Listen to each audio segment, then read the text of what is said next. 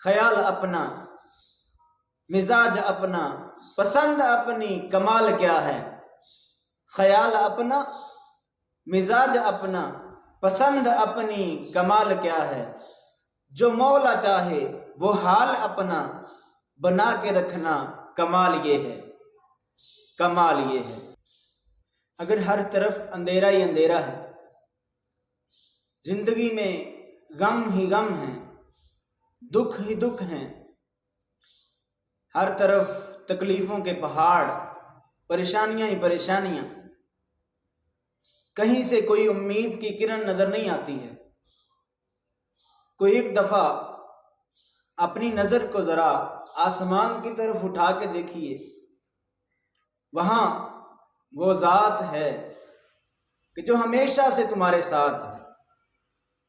اور ہمیشہ کے لیے تمہارے ساتھ ہے، تو اس کے ساتھ لو لگائیے، اندھیرے ختم ہو جائیں گے، تمہیں کہیں اندھیرا نہیں نظر آئے گا، اور اس کے ساتھ لو لگاؤ گے نا تو کبھی دکھ تکلیف نہیں ہوگی، پریشانی نہیں ہوگی، یہ دکھ تکلیف ساری دور ہو جائیں گی۔ اور اگر دنیا کی کوئی تکلیف اور پریشانی ہوئی بھی تو وہ دل اتنا مطمئن ہوگا اس ذات کے ساتھ کہ وہ دکھ تکلیف پریشانی دنیا کی تمہیں پریشان نہیں کرے گی، تمہیں اس سے کوئی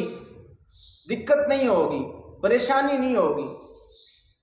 تو لو لگائیے اس کے ساتھ جو ہمیشہ سے ہمارے ساتھ ہے اور ہمیشہ رہے گا، اور وہ پھر